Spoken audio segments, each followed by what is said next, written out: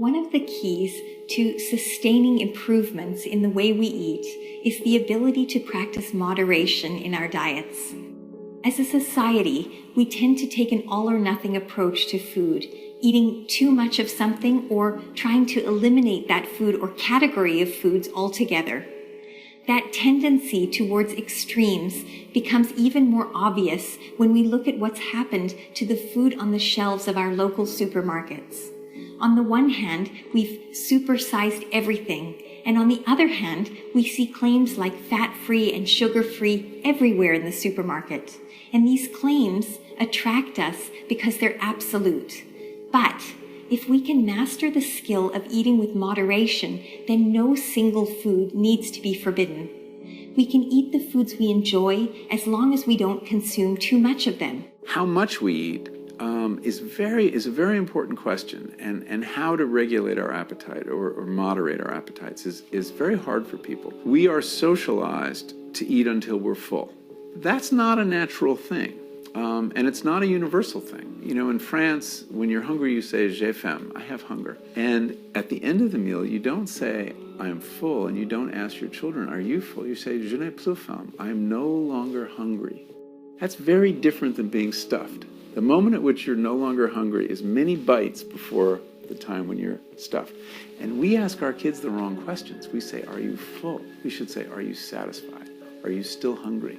So you see, there are cultural ways and mores and manners that help us deal with quantity in food. So we have to look at things like portion size. We have to look at things like the way we talk about food. Are people really looking for lots of calories when they eat? I think they're looking for lots of food experience, an intense, satisfying food experience. And if you look at the French and many other cultures as well, they get more food experience with less food. And they do that partly by eating more slowly, eating socially, eating better quality food. There is a trade-off between quality and quantity. And the American food system is very much organized around quantity. And in fact, one of the biggest contributors to the obesity epidemic has been our tendency to consume enormous quantities of low-quality food. This is not to suggest that the foods we eat need to be expensive, but we need to spend our food budget wisely on the foods that will support both good health and enjoyment. Well, what about having less of the better food and approaching it that way so that every bite is enjoyable?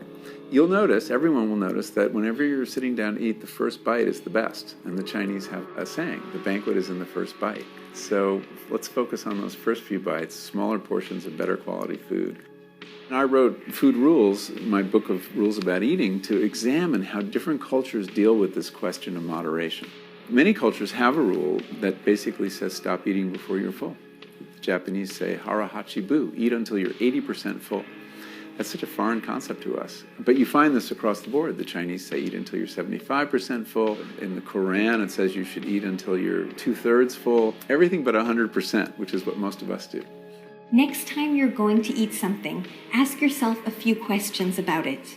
Will this food bring me pleasure, or am I eating it because it's a food that I feel I'm allowed to eat? Eating foods that don't bring you any pleasure is another form of taking in empty calories, because they're empty of enjoyment. The very next question to ask about a food you're considering eating is this: is this food worthy of me?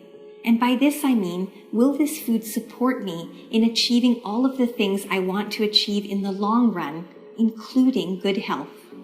If the answer to this question is yes, then the very next question is, how much of this food do I really need to eat to feel satisfied, knowing that I can have it again tomorrow or later this week because I've mastered the art of moderation? Each day should include moderate amounts of food that bring us pleasure. Moderation allows us to live at peace with our food, knowing that subtle variations won't be enough to destabilize a healthy relationship.